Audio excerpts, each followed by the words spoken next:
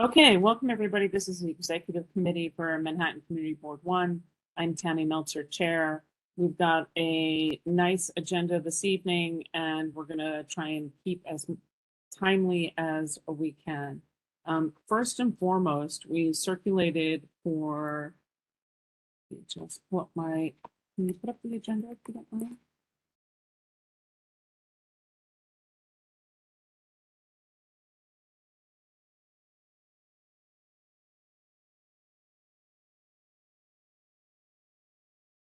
Okay, so the first topic is the SLA related policy clarifications.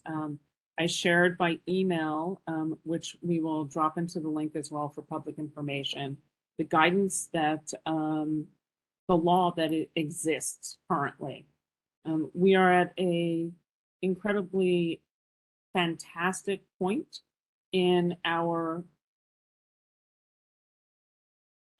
city with establishing far more pedestrian and alternate transportation methods. With that comes some growing pains, shall we say, as we look forward to attempting to make positive change. With that comes safety and security issues. So if you look at the information that was sent out, the first thing that it speaks about is what is considered a traffic lane for the Department of Transportation. Lucian, can you go over that? Sure. So it is my understanding, and I've also asked for DOT to um, further clarify, but that in the public right of way, uh, traffic or moving lanes are what's considered to be between the curb and one side of the curb and the other. So the bike lane uh, uh, and motorways, vehicular lanes would all be considered to be the travel lane. So for streets where the protected bike lane and the parking are flipped from the what's considered the unprotected uh, uh, bike lanes, where you have the curb parking lane against the curb, adjacent abutting the curb, and the bike lane in between the first vehicular travel lane and the parking. Streets like Church, where there is a protected lane, you have that flipped, and so the bike lane is against the curb, and then the next lane is the floating parking lane, as is commonly referred to. So that presents a uh, a technical challenge to the letter of the law that was described by the SLA, where um, the service is not allowed to take place across a travel lane. So it's a distinction that demands a lot more discussion and scrutiny, because it may mean that all of the dining uh, establishments that are in the curb lane along those types of streets may be legally disallowed from enjoying alcohol service at those outdoor seatings. Right. So we see this anytime where you have the floating parking and the shed in the floating parking, the bike lane, the sidewalk seating, and then restaurant or just restaurant. Does anybody have any questions on any of this so far? And one of the things that I should mention is that a couple weeks ago, CB 1, 2, 3, led by Assemblymember Glick, Senator Kavanaugh, Assemblymember New, and I think Councilmember Marte's office was there as well, all met with the SLA to go over the rules and regs and talk about some of the changes so we could understand and streamline and figure out our process compared to theirs. These were some of the things, the two items that came up that I thought that the community board specifically should opine on. And what I'd like to do, and I don't see any hands up, so I'm just gonna kind of keep rolling. The resolution would be to ask the city and to, and the, whatever agency the mayor determines that will run the open restaurant program to abide by state law and SLA law to ensure the safety and security for the bicyclists as we attempt to make our city safer and not allow for sheds in the floating parking lane. It is also, even if they said, well, we're just not going to serve alcohol over there, that's okay. It's not, because let's just say Betty Kay decided she's going to go get a drink from inside the bar and go and sit in that shed that's in the floating parking. She can't, because to go alcohol has to leave the premises entirely. It can't be consumed inside or out on the restaurant's premises. Okay, Lucian has a hand up, and Mariama, so Lucian, Mariama, then we'll keep going. I just want to add that Councilmember Glick's office and Assemblymember Glick and Assemblymember Harvey Epstein from the Lower East Side, both their offices are putting together a letter to the city DOT. They're kind of carefully looking at the state liquor law or the ABC law, and posing questions to DOT for their DOT's clarification on this. As of just before the meeting, Tracy Jackson, the chief of staff, said that letter was not yet ready. I was hoping to share it tonight, but I will turn it around for the executive committee and the licensing committee as soon as it's in my position. Mariama? I just wanted to mention that we have a restaurant in our area that continues to use other property that's not theirs. I don't know how do we like rein in that behavior, because even if they were granted the space directly in front of them based on that was where they were able to have a shed, we have at least one restaurant that has additional sheds and also uses other private and public property for valet parking. How do we get a hold on that sort of thing? So it's a complicated one. Those are two separate issues. If you read the law, if they've obtained approval, you know what, Lucian? I'll let you do that. Referring to the Brooklyn Chop House, 150 Nassau Street. Yeah, I have more pictures again. Yeah, I if you give me a minute, I'll tell you, I had DOT send inspectors over there, and I think I had the first precinct go as well. But if you just keep feeding me 311 complaints on this, I'll keep asking for inspectors to come. Without inspectors, you can't get summonses, and without summonses, you can't get the SLA to put their license in jeopardy. So we just need to keep giving the enforcement agencies whatever they need to act. So, just overwhelm me with 311 and photos of them using holding public parking for valet, and I will keep asking for this the NCOs and steady sectors and DOT inspectors to go and catch them in the act, so we can send that summons to the SLA. Okay, thank you. Susan? I'm gonna get your neighbors to do it too, that it's not just you. Get a number of people, please, because the more we have, the better it is. Okay, will do. Yes, the SLA specifically said that they do look at the focus of police attention within a 90-day period.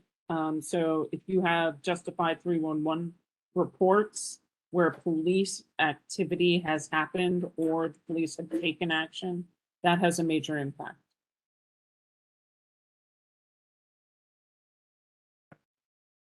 Do I see any other hands up? Looking in the public section, I see no hands. So it is a very simple resolution. It would be sent to the city and it would be copied to the SLA and to the governor's office, asking the city in its creation for the programs based on all the information that we have to follow the laws and guidelines that are existing and to protect the bicyclists.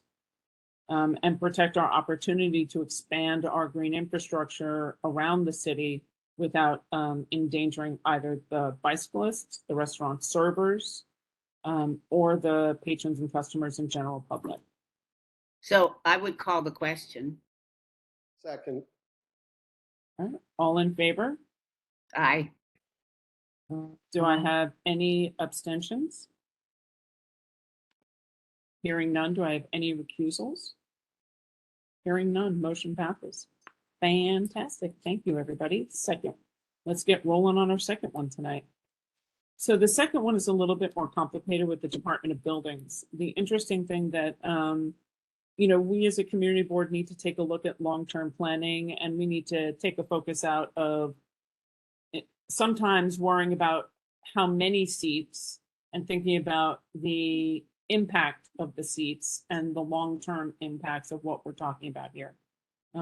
Currently, the Department of Buildings are the ones who determine how many bathrooms are needed for an establishment based on occupancy, but it is only based on the internal occupancy.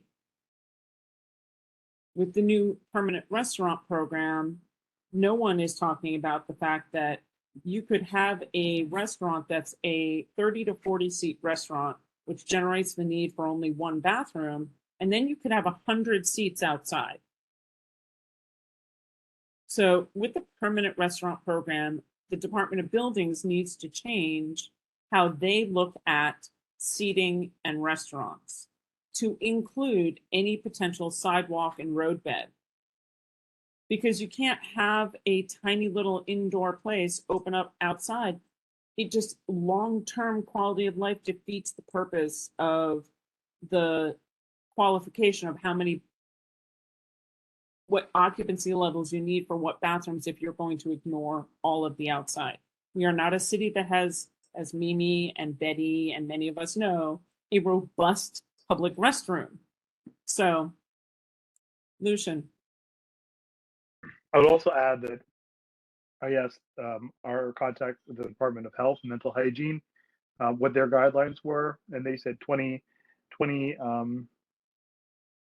customers should require a bathroom. When I followed up to ask how external, whether rear yard, side yard, curb seating, or sidewalk seating were taken into account, they said they'd have to get back. So it's not readily available information for the Department of Health. So I would also encourage you all to consider also moving for the Department of Health to issue clear guidance on their recommendations as well.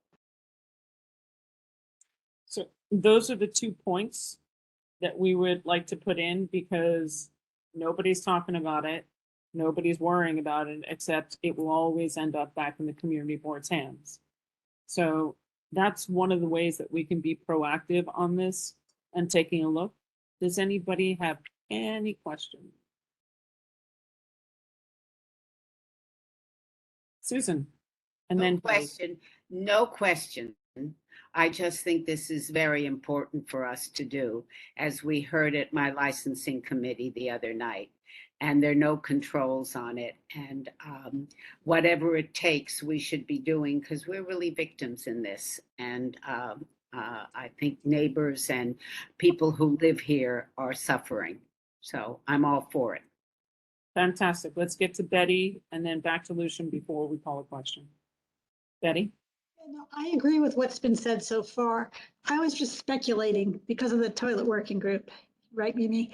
That is there any way that we can ask somebody that when there is outside dining as well as inside, especially out on the road, people are coming from the outside, that their public bathrooms have to be more open? They're not required because it's a private establishment, and technically those are private guests. They are guests of the restaurant. It's not public seating. So they don't need to necessarily, if they allow the public in to use their restaurants, that's a business decision. You can't ask every restaurateur to open up for public necessarily. I mean, if we could at least get the number of bathrooms equivalent to the number of seats in the whole program, that would be amazing. The retrofit part is going to be a very difficult dialogue. Mimi. I like using public space for these sheds. Like, is there a way we can get some kind of like portable toilets of some sort to accommodate in that space? Like, as opposed to just putting a restaurant shed, could there be like a portable bathroom and then another restaurant shed, or like maybe put it somewhere else, but have like the neighborhood come together and agree on a solution to accommodate the extra people? I see Betty shaking, like we know a lot. Like, we're practically experts on public restrooms, and I know that there's not a solution for this out there right now. But I feel like if we I think that's an ask for the city, right? Mhm, yeah. Because they've allowed the privatization of the sheds for the restaurants. So we need to ensure that the Department of Buildings and the restaurant programs provides the amount of bathrooms needed for the amount of customers, which is what they do now, but they don't have any consideration for sidewalk seats nor the shed. So first step is getting the restaurant. And then the question should be, and I think it's a discussion for this board to opine in terms of that, and anybody else who wants to opine, is that a question that we're saying in a situation where the restaurant cannot comply with the requirements that they are required or somehow need to provide street bed facilities, Accessible.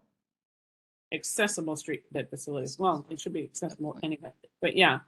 Because when you take a look at, think of the existing restaurant structures we have, there's a lot of them that already have, double to triple the seating that they normally had and don't have equivalent restrooms. When they're creating the new guidelines, is that an opportunity to say, you don't meet the requirements based on DOB any longer because you have this permanent seating, therefore you need to add a restroom in part of your, what does everybody think of that? I see no hands up and it's a very, It's accessible. Of course, it has to be accessible. Oh, I mean, it's, Susan, what do you think? I think, I'm all for it. I mean, anything that could take it away from them would be fine by me. And I think it should be accessible. As we heard with Laughing Man, everybody, it's a bad situation. And I remember Betty speaking about this, when Laughing Man came up a while back. I think it should be, and I think we should have it somewhere in our stuff. So I'm gonna have Lucian talk next. So if I understand correctly, we're saying DOB and DOH, right, for now, with the things that we need for the built environment for the future. And for those that exist currently, if they do not have sufficient bathrooms to cover the number of seats, then they should be required to add additional accessible public bathrooms with sinks, I'm going to say, which is possible, in the roadbed as part and of their changing road. tables. Yes, we need changing tables in the city, and if this is a way to get those, that would be awesome. Lucian? Okay, is it the committee's intention to also ask for these to be public, or is it just for the patrons? I'm only asking because there's a lot of discussion about the public restroom group, and one recommendation I could make is if the city, as part of their larger kind of curbside amenities programs, is there was like there was a retail component at one point. The dining component is well known. There was even an arts and cultural component, and I'm not sure if that still exists, but it was, there was a lot of ideas about how the roadbed could be used. If there was something modeled like street seats, where some sort of public seating or public restroom component could be available, that might be a way to get more bathrooms in commercial areas. Thoughts? Betty, go ahead. I agree. As soon as the restaurant or whoever is using some public space to deal with the issue of the bathrooms, it's not in their privately rented out space. It should be for the public. It's public realm that they're using. I agree. So then the question starts to become, is that a third resolution or is that a third ask within our resolution, one resolution? Because it deals with open restaurants and bathrooms. Lucy, do you have any?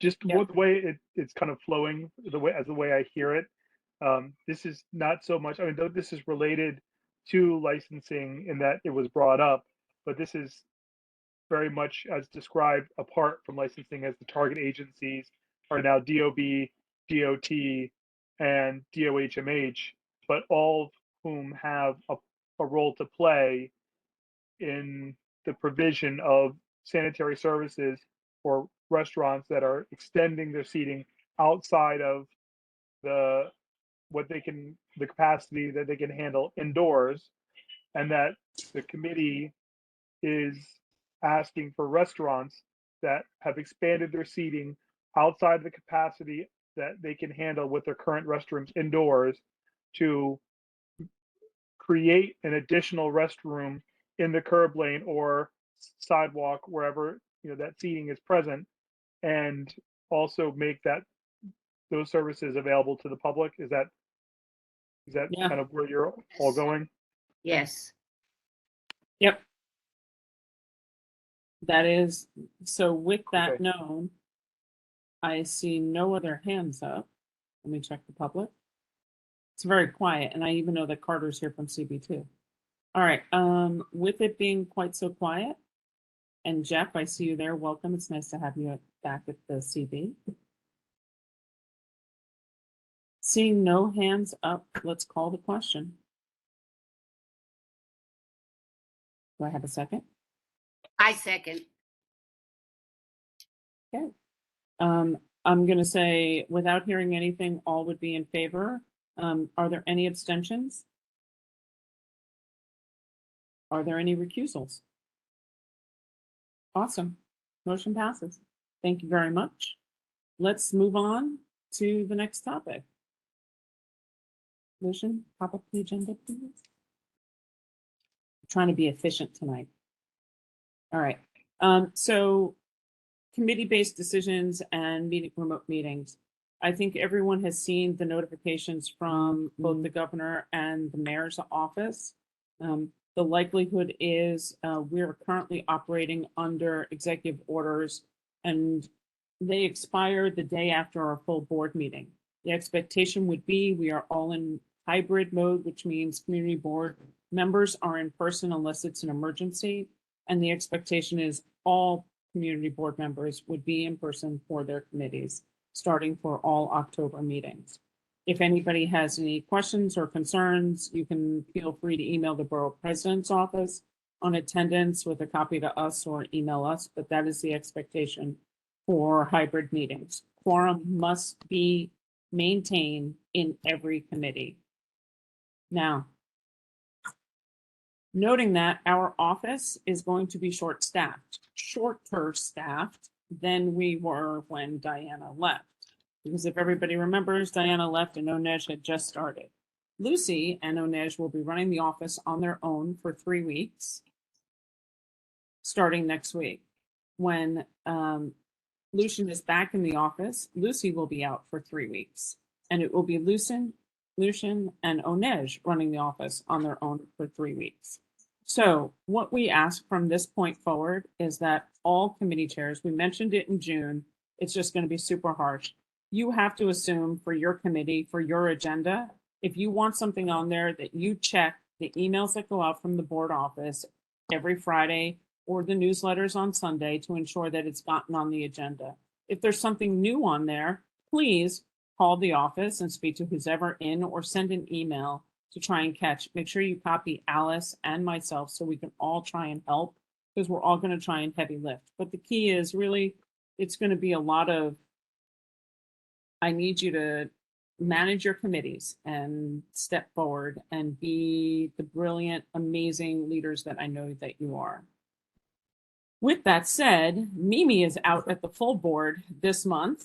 So Colin, who's not here, is going to be asked to do minutes, and we're going to ask Mariama to step up. But depending on Mariama's technology, we may ask for volunteers from board chairs who would not mind helping calling for votes or taking minutes. I can pretty much do the public session, but again, Lucian's not here, so if we have any catastrophic technical failures, it's going to be a fun run. So anybody who would like to volunteer to help during full board, don't need to stick your hand up now. Please let Lucy and I and Alice know, because it'll be us. I know Nesh. Anybody have any questions on that? Tam, you have just one quick thing to add, and I'm going to ask for your forgiveness ahead. If any chairs really don't find enough agenda items to necessitate a meeting in the next month, please do let us know. If it's just one item, perhaps we can fold it over into executive committee so it's heard. But eliminating the need to spin up a meeting entirely for just one item is helpful. Now, that being said, I am going to talk about budget stuff, so that I might just be negating my request entirely once we get to the budget portion of this. But that's up to you as a chair, depending on to what degree you believe your committee's is needing to be part of that process. So I leave that up to you. Okay. So I believe that is that next on our agenda. Yes. That was my lead-in for you.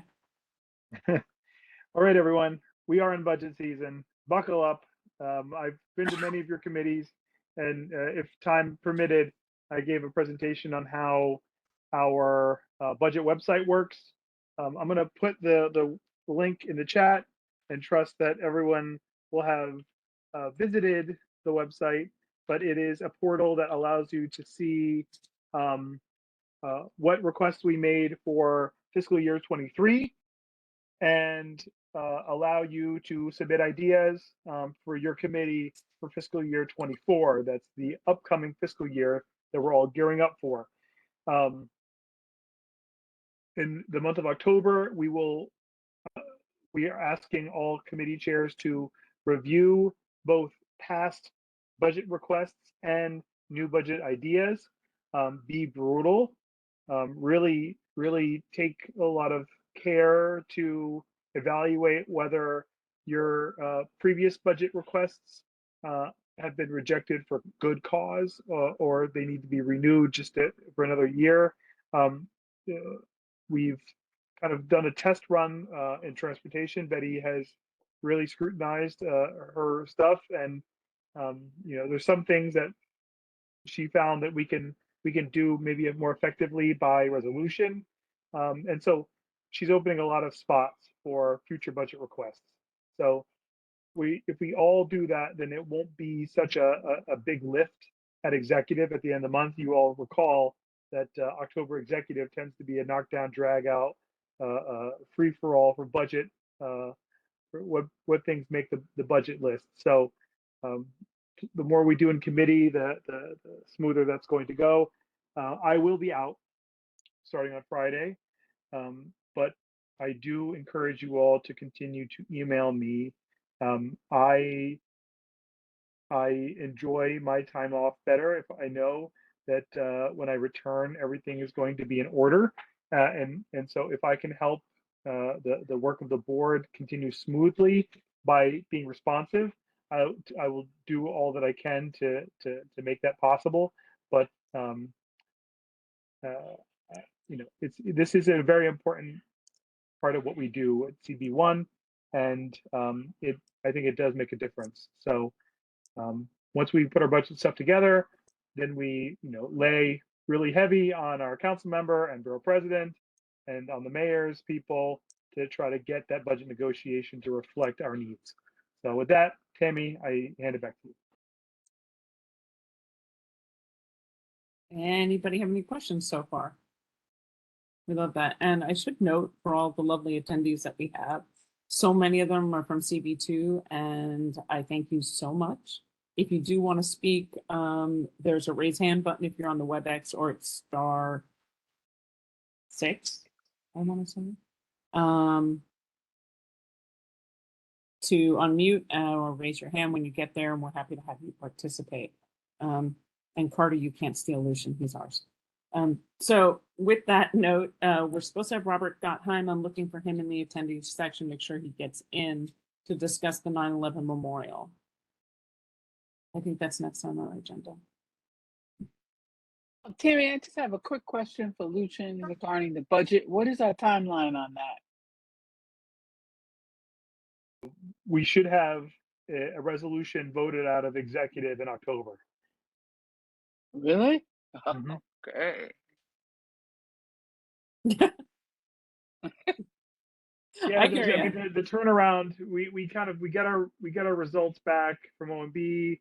We go through borough budget consultations this month, and then city planning wants us to start punching in everything at the end of October, and I usually get an extension because the way our calendar falls doesn't really allow us to update everything. Oh, one more thing. I'm going to send the fiscal year 23 full-on narrative to everyone in this committee. If there's any part of the narrative that you think needs to be changed, erased, updated, anything, if you have any thoughts or notes on our fiscal year 23 narrative to bring it into fiscal year 24, you have about a month from today to get those comments in. So expect an email from me, that document. You can also find it on City Planning's website. It's on our budget site when you click on it, that link that I put in the chat, but I will send it to everyone so it's in everyone's inbox. Absent any comments, the office staff will update it. And I will do my best to make sure that the demographics are up to date and any other sort of portion of the narrative reflects what is current. But your input is exceptionally important in making sure that it's accurate and precise and all the other things that we need for this process. So expect it, and please do tell me what you would like to see different. I see Mimi has a hand up. I just wanted to address the CB2 members, and see if they're interested in the bathroom working group. We would love to have you join us. Feel free to email Lucian. He will get you in contact with either me or Betty. We would just love another community board to be involved. So, and yeah, I'm gonna have a great vacation. Sorry, y'all. Bye. You can copy me as well, and definitely Sherry has her hand up. We'll call Sherry. Lucian will give his email. Please copy me as well. Carter has my contact. Sherry? Lucian, can you unmute her? Sure, you go ahead and unmute yourself if you like. Board 2, but I'm a resident in Community Board 2. So I just wanted to tell you all that I really, and I know the neighbors and everyone at the people that are working on this open restaurants issue and trying to make it more reasonable and sensible, applaud you for taking the initiative on these two measures and on this resolution. And I will personally reach out to Community Board 2 to urge them to participate with you on both the travel lane initiative and resolution and on the bathrooms resolution, because I know that I know Carter, like as you keep saying, Carter's here, and so I know he's advocated on our behalf before, and so have many other members, and I just want to make them aware of the work you're doing, the great work you're doing. So congratulations and thank you. Well, thank you, Sherry. I really do think it takes a village. I've said that many times. The goal is always to get all the community boards together, to speak together, to bring it to borough board, to push it further and forward, because no one knows the opportunities better than the community board. We love our restaurants. We love going to them, we love enjoying them, but we also live here. And in the mixed use environment, it's extremely different than going to Maintown, USA for a dinner and then driving back to your house or walking back to your house. It's just not the same. So yeah, I hear you, Sherry. Okay, and we are still waiting for Robert unless he's signed on yet. So to give him a little bit more time, Robert Gottheim from Congressman Nadler's office is going to be present for the 9/11 Museum and Memorial Public, the park and security questions and the open hours for part of the discussion. So until he gets here, let's quickly do community reports. Remember, the only part of community reports is if you feel something's going to light the room on fire and you're going to need to go first, be clear about it. I don't need to hear a full report of everything else. If you think it's been a calm meeting, then we will give you your 10-minute report at the full board and, you know, schedule you accordingly. We'll start with Patrick. Nothing controversial, but and I wasn't there, but we're working out some language on a resolution on the Fulton Stall Market that I don't think is going to be controversial, but we're still trying to iron out some of the details on that aren't so clear to us. Continued controversy around HHC, no surprise there. Thank you so much. Paul, you're next. We had an active meeting, but we don't have any resolutions, so I could just update the committee on items if there is time. I guess the major item was that statue for Elizabeth Graham. Jennings, thank you. Jenny. And that's pretty much it. We did discuss a couple of other items, but I'll get into that if need be at the meeting. Perfect. Thank you very much, Paul. Susan? We have two big items that you should be prepared for. The Tribeca, what's it called? A blanket purposefully. Rooftop. The Tribeca rooftop. Yeah, we should be so lucky it was only the roof. Anyway, that's going to be an issue. We sided with the community members who really were very hostile to this expanded space. And the other is the Laughing Man, which we limited their hours because there's been tremendous community, more negative than any way positive about what has happened there. So that's just all people should be apprised of. The rest is fairly simple. Hey, Lucy, let's put Susan up first. Oh, she would be so happy. Thank you very much. All right. Betty and then Kathy. We have nothing controversial, no resolutions. In fact, we did just budgeting and co-naming guidelines, so they're ongoing topics. Awesome. Thanks so much. Kathy for BPC.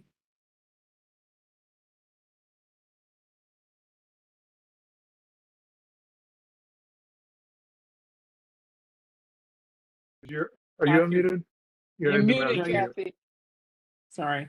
Sorry, I'm sorry. Nothing that controversial, but we did have an introduction to the new project manager for Wagner Park.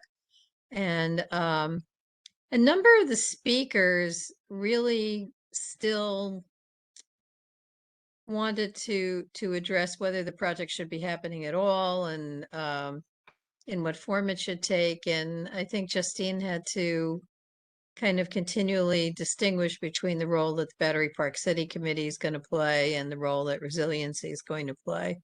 And I think they got it by the end of the meeting, but I suspect this will be ongoing. Yeah. I do think, Kathy, just so you know and you're aware, we will do a follow-up to the meeting. And Alice, you're still here. So Alice, you're going to go next. And Alice and I are going to do a letter together.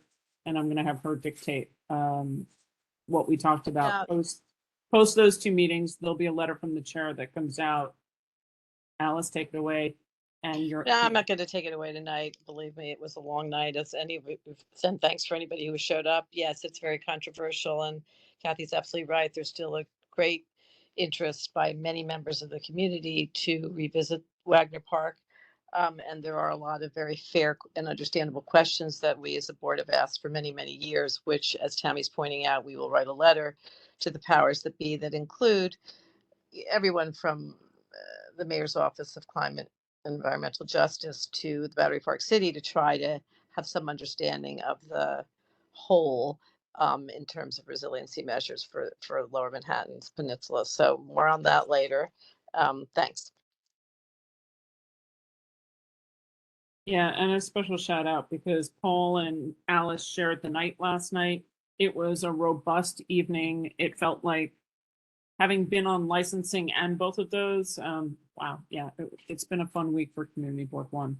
All right, who have I missed? Francis, quality of life.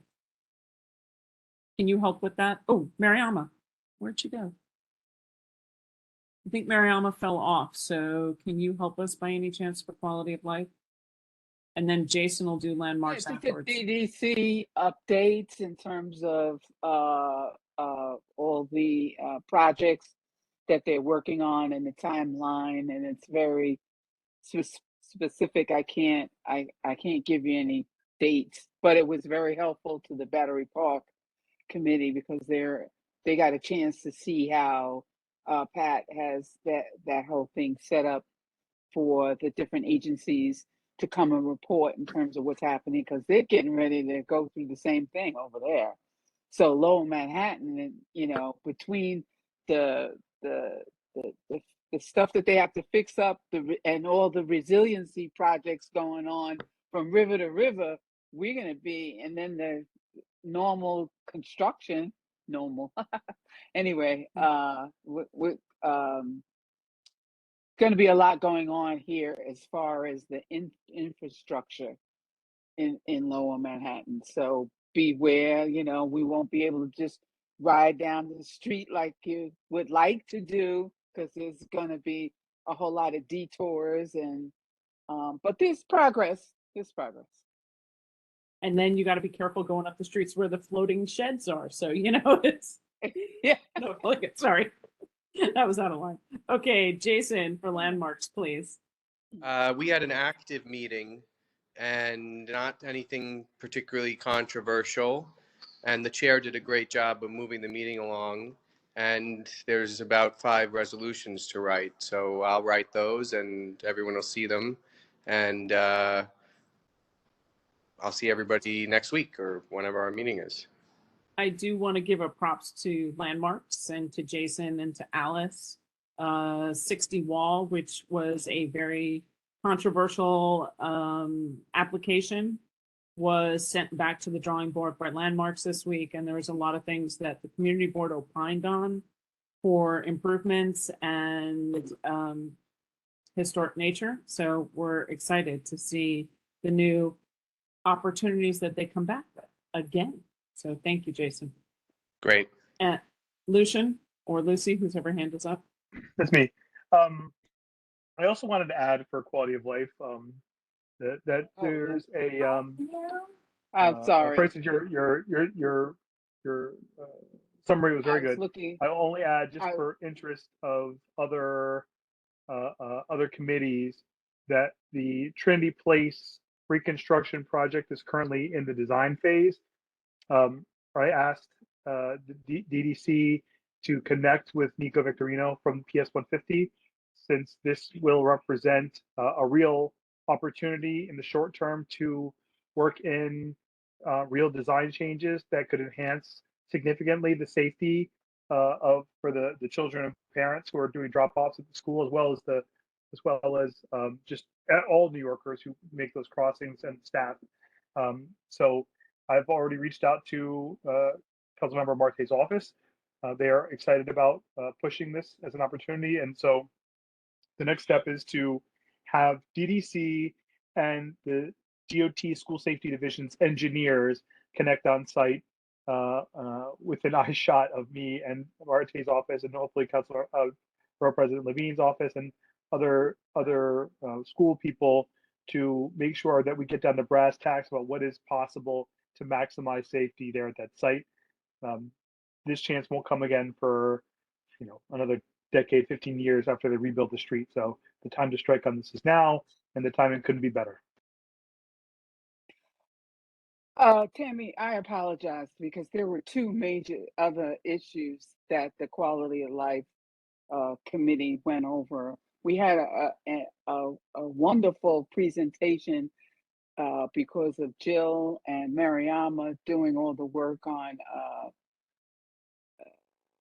the making World Trade Center 5 100% affordable. And they had, I'm sorry, I don't have his name. Oh, Gerald. Gerald. Yeah, It's okay. he We're did gonna a great. Okay, so and she'll probably go over that in more detail, but that was a very interesting piece of information that happened in the committee at that night, and the Holland Tunnel traffic enforcement situation and what's going on over there by the Holland Tunnel. I was really struck by a presentation from one of the businesses who deals with people who have limited sight, and the issues that he was talking about in terms of them just being able to get around, and the fact that they had asked for certain things, which Lucian said he was going to follow up on, in terms of the special notification for the lights and stuff like to know, when to cross and stuff like that. But we all know what a horror that Canal Street 6th Avenue intersection is, and to have a school over there for people who have limited sighting is just insane. But those were two other things that came up at the meeting. Sorry. It's okay. It's all good. That's it.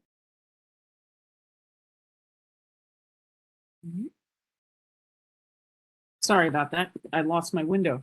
Mr. Godheim is still not in the attendee section. Yeah, I texted. He knew. I wonder if he's stuck in UNGA traffic somewhere. Oh, yes. Yeah. All right. So we're gonna. Hannah Wienerman says he should be here, and she's gonna text him again. Okay. So we're gonna start the discussion and hope that he gets here to be able to opine about the opportunities. And until he gets here, we're going to call it a discussion and perhaps update. CB1 has been in contact with the 9/11 Museum, Memorial and Museum. We thank them very much for the opportunity to do the laying of the wreaths on 9/11 itself. This will be a permanent part of the Day of Remembrance. So I asked them this year to ensure that in future years, it ends up on their run of show that they distribute publicly so the community knows. And I ask all CB1 members to tuck that onto your calendar. The Day of Remembrance will have a community day, a community time on the site after all the names are read before it's open to the public. I want to thank Bob Schneck for coming, wish him a speedy recovery. And hopefully he will be back in October. Many of the discussions, and Rosa Chang brought it forward, and many of the people on this board have emailed and come back and forth about the frustration that we have pre 9/11, but post the bombing, the 9/11, the World Trade Center site was open. It was very much in the heart of Lower Manhattan. And people walked through, not only people who were going into the towers or people who were visiting, but it was publicly open. While calling the 9/11 Museum and Memorial Park a national landmark, it is not national. It is actually privately run. So the Port Authority has given, Mariana's back. The Port Authority gave the 9/11 Museum, in the terms of their lease, the responsibility to pay for the security of the site in total, not only their museum, but the entire park that surrounds it, with both the fountains and the green areas. Because it is a not-profit, they do not have the funds to secure the zone to leave it open when the museum is not open. So we've worked with them back and forth, but it's not open in the hours that the community would like to see it fully open. The community would like to see it open 24/7. So it is truly, in my vision, I don't understand why the National Mall in Washington, D.C. can be fully open, and you can go to those pools and you can go to the memorials and you can walk around fully, freely at any point. You can walk in Times Square at any point, 24/7, but you cannot walk in the national symbol of resiliency 24/7 because it's not public, it's private. The Port Authority has said that because there isn't a standing lease, they don't have a position on it. It is up to the museum. The museum has advised us they are not in a budgetary position to be able to leave the park open and secure it on a 24-hour basis. So we asked Robert to come and speak to the opportunities to have a partnership, perhaps with the National Park Service, much like you see them operating at the African Burial Grounds in a building that has security as well, which is privatized, and find a way to be able to make the museum open on a 24-hour basis. Not the museum building, but the grounds where the reflecting pools are and the walkways. So the community at large, both tourists, business, and people who live here can walk through and experience at any point that they wish, instead of having it be a giant. It was clearly never intended to be locked down 24 hours a day, because as Rosa Chang points out, you would think they would have designed a security system better than dragging plastic chains and around every night to secure it. So I'm sad that Robert hasn't had an opportunity to come, but that is my update on our conversations for the last 6 months with the museum and with the port in terms of that. I would love questions and suggestions, and we're going to start with Marianne. I just wanted to mention there's definitely groundswell among like the 9/11 community on this as well, that they'd prefer it to be a public museum, a national museum, as opposed to a private museum, if there's ever any room for that. You know, and on one hand, because these are people in the community who literally gave their, you know, belongings, you know, after 9/11, their stories, had their stories recorded, you know, they gave like of themselves to this museum. This is not stuff that had to be curated. They may have a curator there, but this is not stuff that had to be curated. It was given. And so the fact that the community has to then also pay, you know, these like astronomical fees to get in there, or, you know, wait on special days where they say, okay, on a Monday afternoon when the moon is blue, you can come in for free, you know, it's very upsetting to people.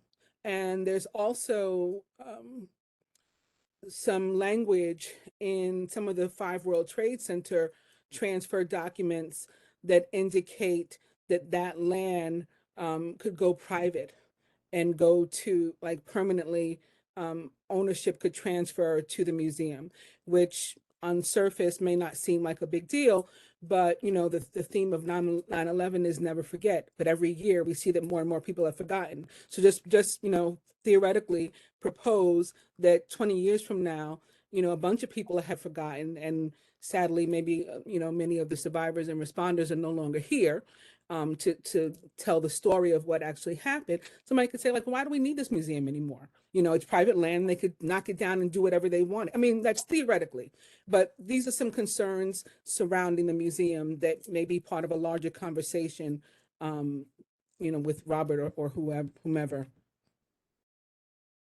It's definitely part of the conversations that we've already been having and continue to have. Kathy Gupta, I think, is probably the poster child for what you're talking about. Kathy, you're next.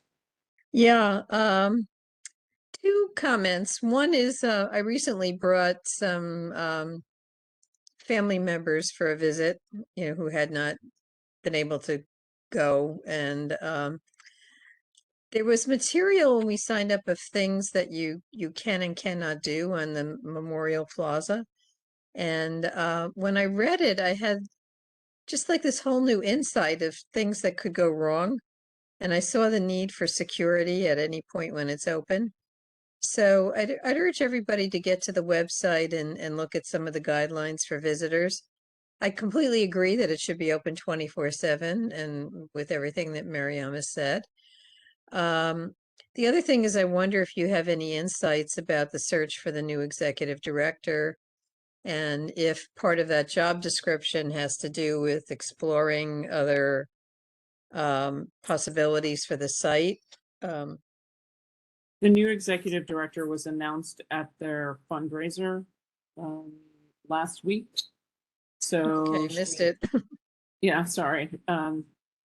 So she comes on board in October, and we are trying to lay the groundwork to be ready for her to have those discussions. The discussions we've had thus far really all amount to our budget is too tight and we can't do it. So, oh, it's Robert. Oh.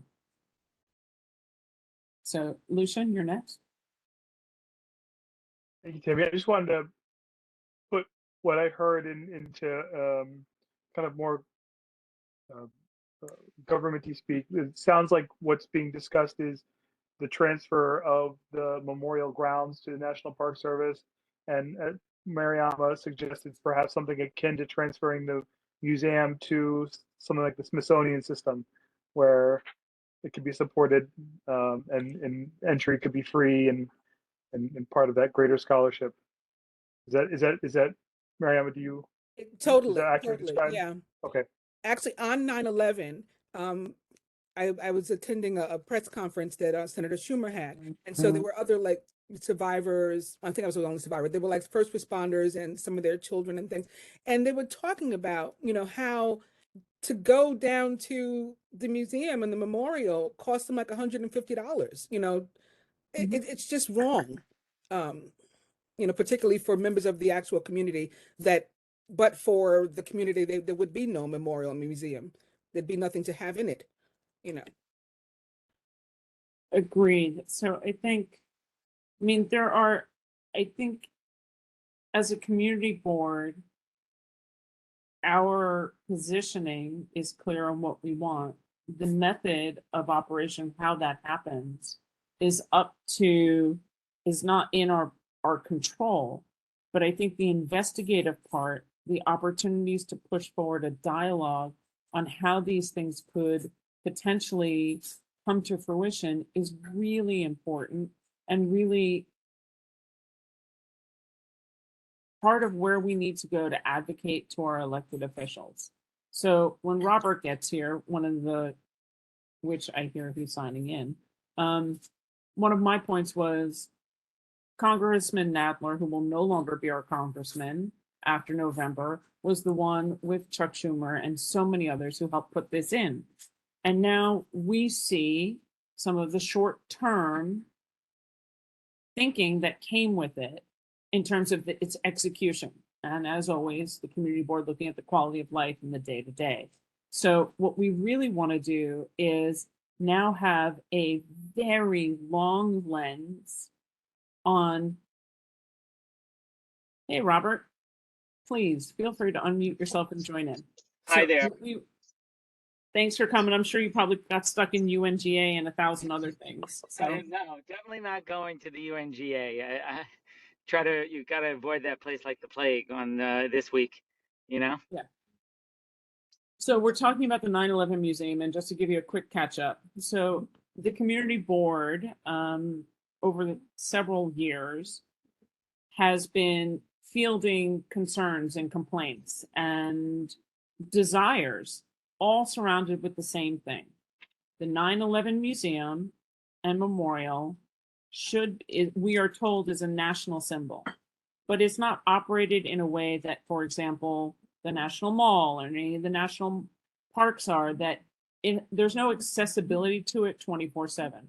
It is fully controlled by the financing of the not-for-profit.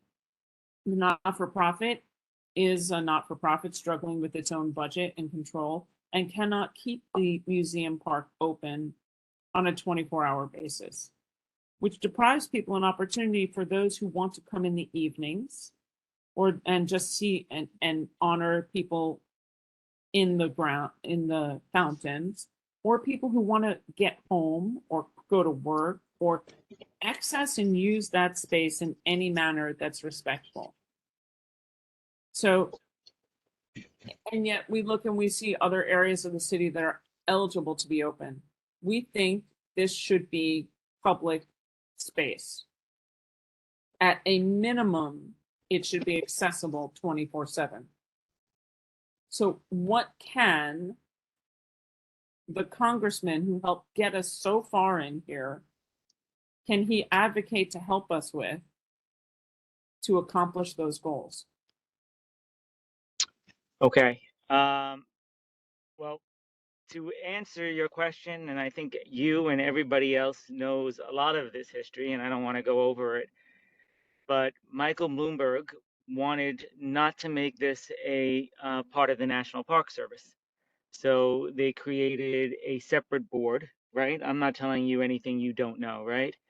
They created a separate board that is not controlled by the National Parksville. If you look, National Park Service, if you look at Shanksville, which is where one of the planes went down in Shanksville, that is part of the National Park Service. And if you looked at the ceremony on 9/11, that was actually run by the National Park Service.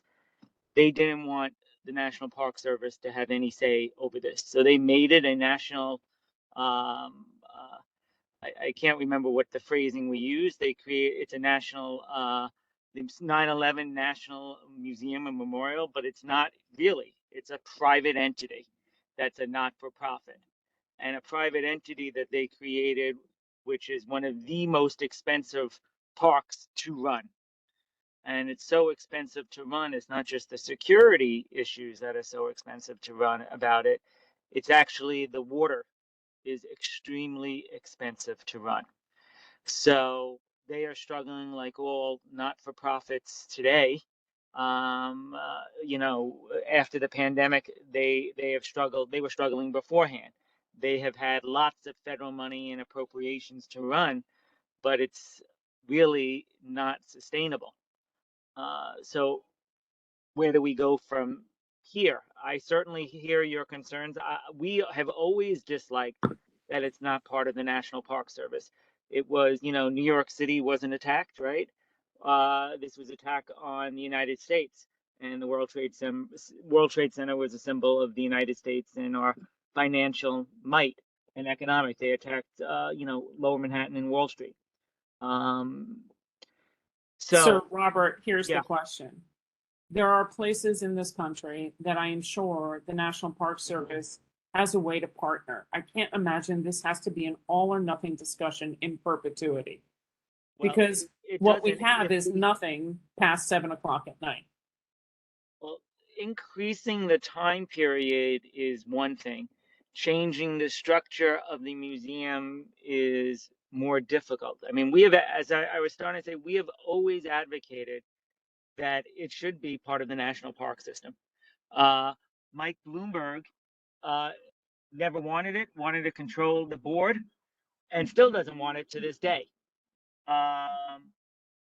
It's very difficult to combat him because he's a huge funder of it still to this day. So where do we go from here? We can certainly push forward in trying to have the National Park Service take a more proactive role in it. I know that Senator Gillibrand was always supportive of that too.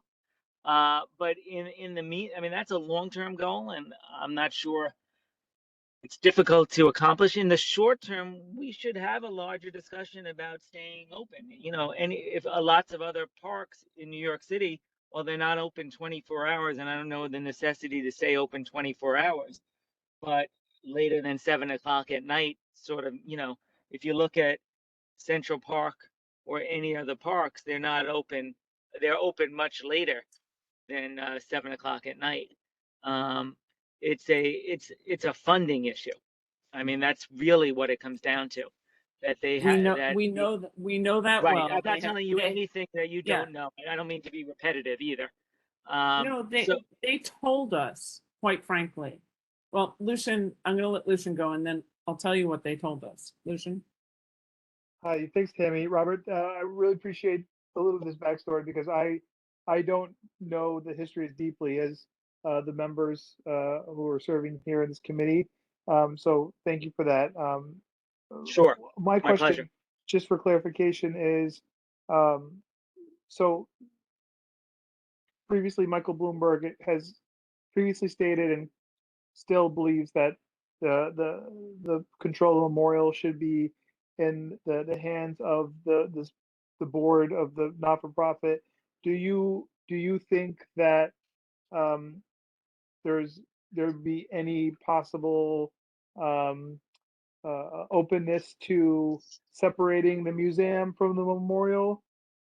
Because that also seems to be a desire that we've heard tonight before you logged on, is that the museum is very inaccessible, not only to people who are visiting New York, but for those who are from New York and experience this tragedy, and if there's a way to maybe as a first step discuss moving the museum to the Smithsonian system or some other kind of public entity, and allowing the funding for the memorial to, be for the funding coming from Bloomberg and other donors to just, support the operation of the pools and other elements and security.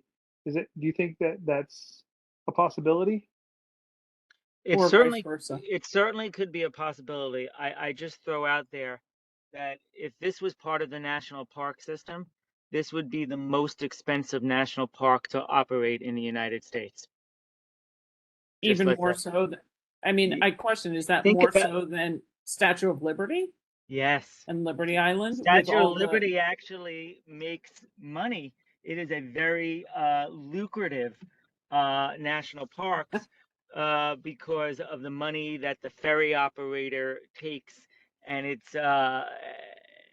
actually is very lucrative. That and Alcatraz is also very lucrative. Um, but the operating costs are extremely high. So separating it out, well, certainly I don't think anything should be off the table. The problem is you're separating out a revenue stream for the memorial, which is very expensive to operate. so, okay, if you looked at it in reverse though, and you said, okay, the memorial gets the museum and whatever they charge, but the security of the exterior grounds and the access to the parking for the tour buses that were supposed to come, right? Right. Which they don't use at all, right? If Right. if that alone could help garner revenue to keep the outdoor areas even open till 11 at night, it would be better. We've got nothing beyond what the museum can do, and I think that we're looking to lean on our electeds. Yes, Bloomberg and the team have selected a new CEO, and Yep. Beth Hillman should meet with the community. She starts next month, but we really need to get moving on the dialogue. She should know what she's walking into with the community for support. Sure. And since you have a new CEO, that means that any of these issues can certainly be revisited. It's again, these are not new issues. It's right. So But the question is whether or not we could get the congressman to write a letter on our behalf, obviously before the election. It's a short time frame, but supporting the community in the ask for, I kind of look at it as we support the community. They ask us for letters as a valued partner to help secure funding for them, which we do because it is our museum. But we also need more from them for access. Let me just Thanks. say, the election doesn't matter. Just because the districts obviously have changed, and we are certainly sorry that we're no longer going to be representing Lower Manhattan. But even though we're not going to be the actual representative, Mr. Nadler certainly cares about all these issues. We haven't worked on these issues for 21 years and represented Lower Manhattan for the last 30 years, where we're just going to forget about it. Let's look at it this way. We will have a new partner to work with on these issues. And it's not something that's going to get decided between now and January 3rd when the new Congress takes shape. So, but in answer to your specific question, we certainly agree with you that the hours should be changed, that there needs to be longer hours. So, yes, it is a larger discussion about, and one we've been on record about supporting. And it's not just a simple, and that is having the National Park Service or the Smithsonian take it over. But it's not an easy thing to do. And it's not something that's going to happen because of the economics that it does affect with all of those museum and entities.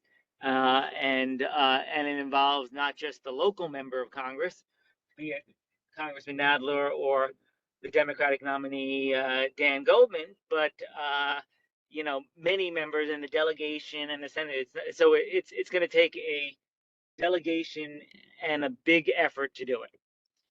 But we're willing to start that discussion. And as I said, not start that, continue that discussion. We've been on this before. So the near term about trying to extend the hours, we should certainly try to do that. That's a low hanging fruit, right?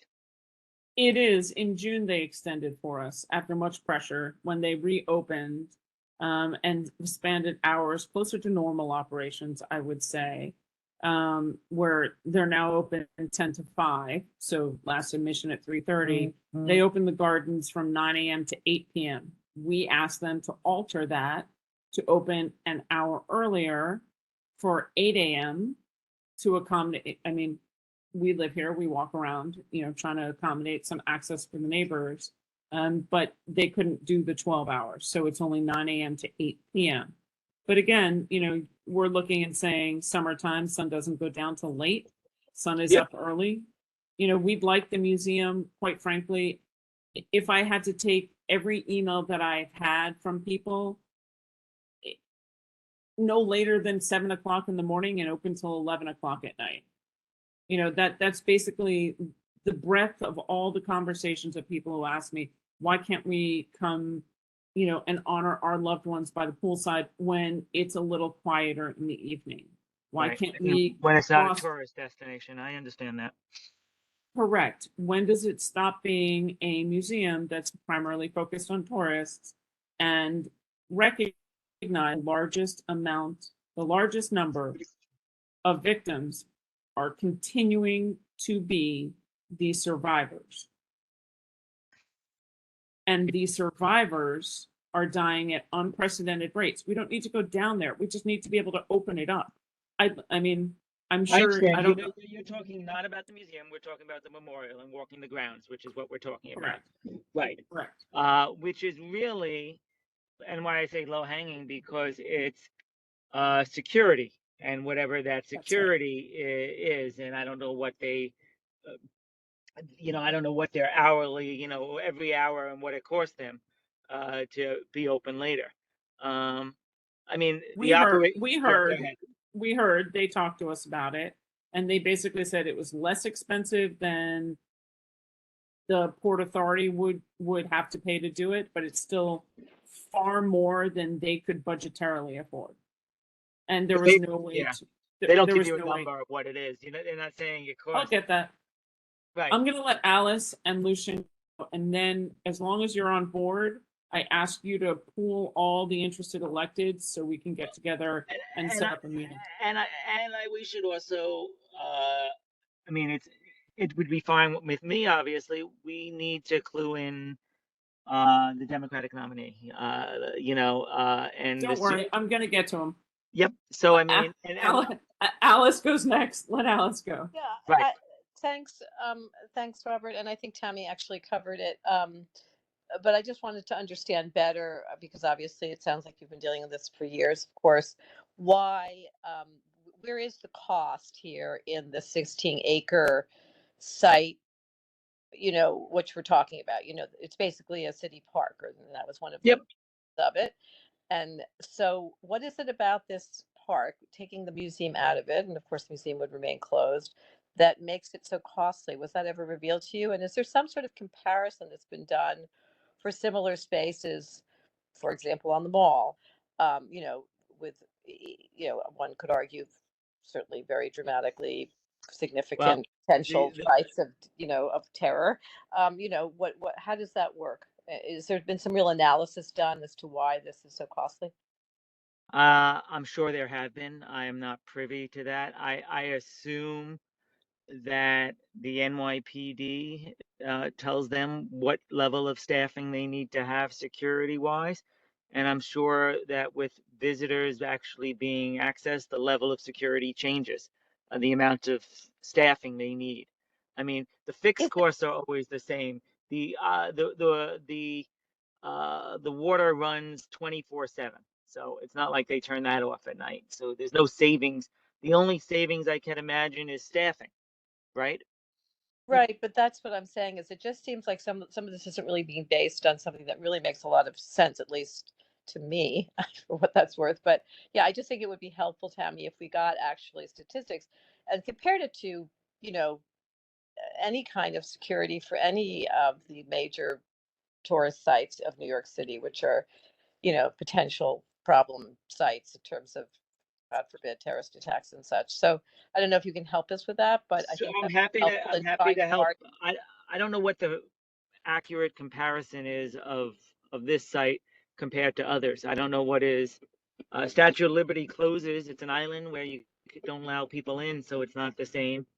I'm not sure Brooklyn what Bridge, it. I don't know. Brooklyn Bridge, any of the sites, any of the monuments on the Washington Mall. I mean, I don't know. I'd have to give it more thought, but I I would mean, think I many. know the Washington Yeah. monuments, the wall. You go to Washington. I've been to the Jefferson Memorial late at night. The Right. rats are huge when you go. That was the most surprising thing is if you want to see very large rats, go to the Jefferson Memorial at night. But exactly my point. Well, so I just think that, yeah, so I think we're all saying the same thing, but I think, this business that it's too expensive to open a park that has, it doesn't make sense to any of us, I think. And so we really need to push forward. If it really is an expense that's impossible, then let us understand it. But I don't think that I really believe this can't be surmounted in terms of cost, understanding that the museum would set itself apart is a different part of this. But the park should be a park for New York City. That's 16 acres of land, and that should be open to the public.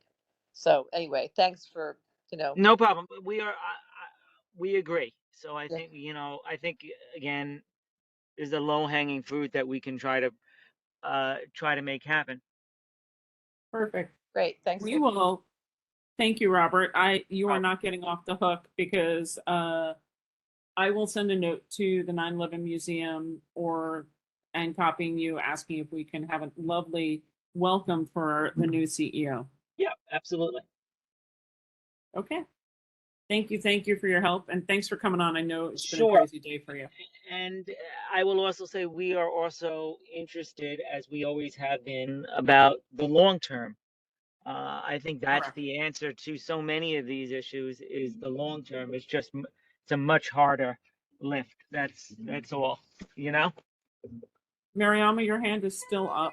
No, I put it back up because I was wondering if I could propose, I don't know, you may know how soon or late after the 30-day comment period, the LMDC/ESD vote is. But I would propose that this board consider writing a resolution, asking that any, anything that allows for the transfer of the museum property not be voted on in this next round of whatever it is they're going to discuss.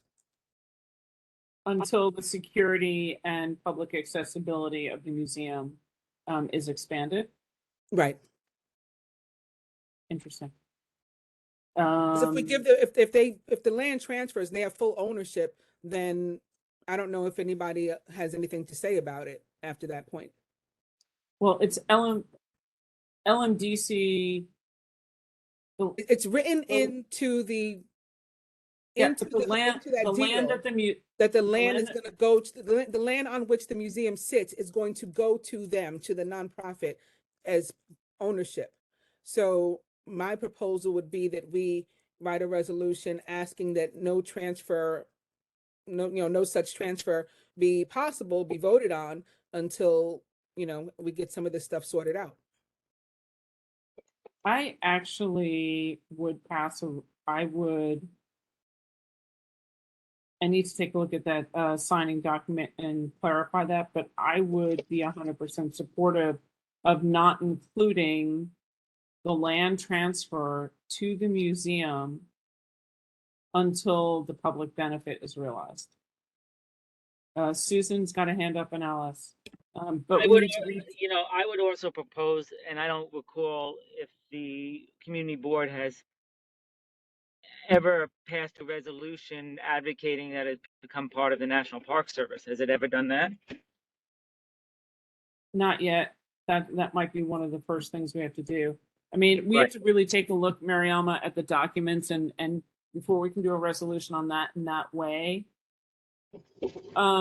Find the sections, reference the sections. So if we wanted, we could use what Robert's saying, and do a resolution saying our request to have this done is done knowing that whatever steps, including but not limited to turning the park side, not the museum building, but the park side exterior to the fountains to the National Park Service, turning the parks and the fountains to the Smithsonian, ensuring that no land deals or swaps revolving the park are done. We could just leave it a little more nebulous until the public benefit to realize and the long-term future of public accessibility is done.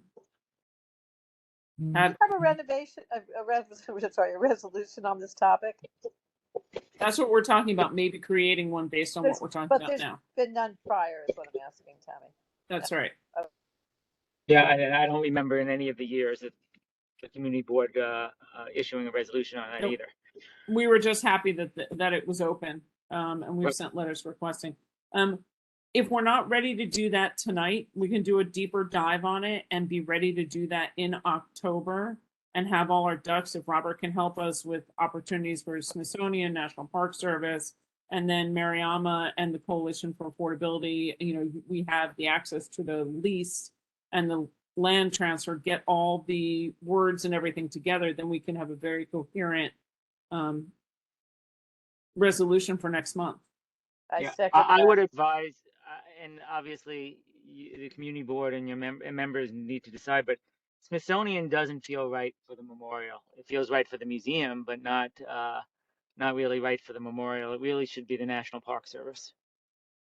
That was our initial part of the dialogue before you got here, was about that. The problem is going to be, quite frankly, there's large.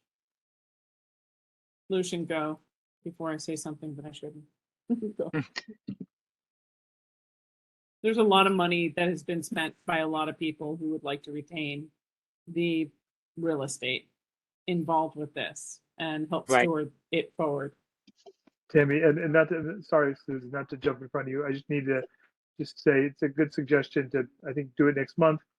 I'm leaving out of town on Friday, so I can't help draft that. But I think if we all share amongst ourselves whatever materials, documentation, lease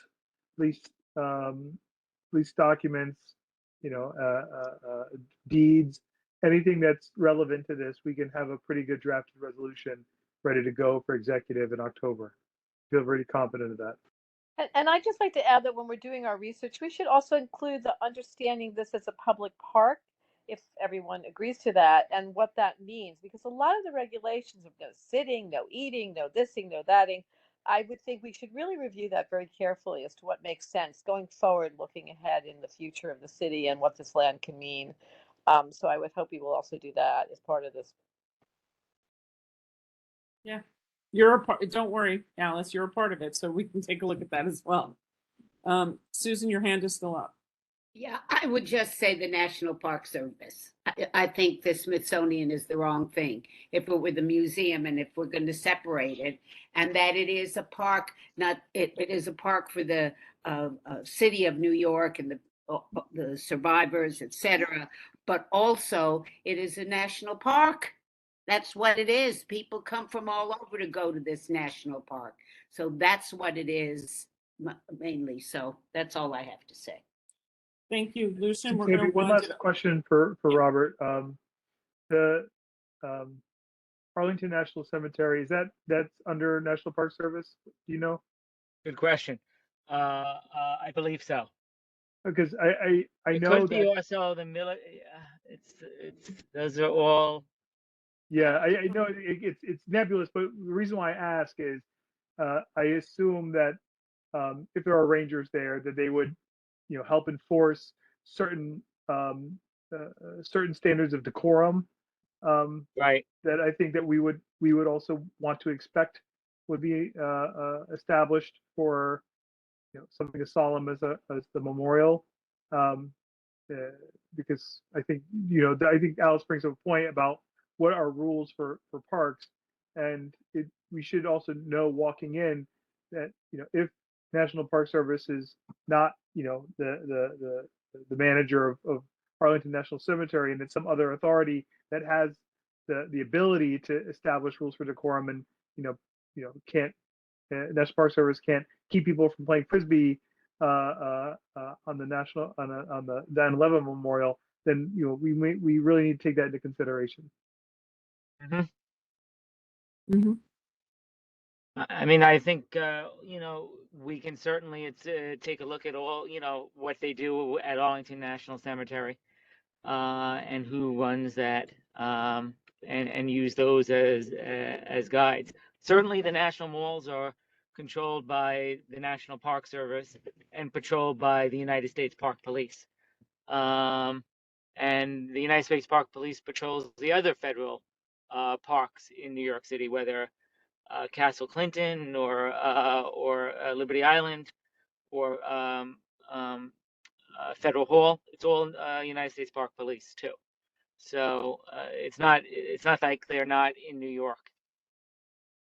That's part of where I think the nation and the city both think of it as a national symbol and a national memorial. That's what we've been told. It is very equivalent to also being part of our parks and our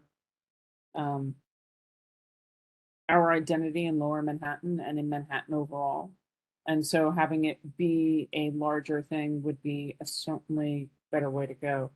I think this is our last topic of the night, so know that we will call a draw after this.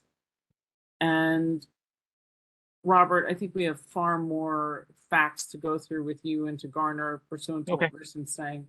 And if you can help us get that going, we are equal in the way that Arlington National Cemetery is, and I never would have thought of it, is we're a microcosm, right? And, we don't have quite as many people, but we are, someday maybe we will be in the National Register of Historic Places. And it would be terrible to have it be a privatized and not public access. We concur. Right. And I would just, the only thing I would add is we're not under a timeline again, even the congressman is committed to working with this, even if we're not directly representing Lower Manhattan. Okay. I truly appreciate and value that commitment. So, and we're going to take you up on it. No problem. Alrighty. Lucian, do you still have your hand up?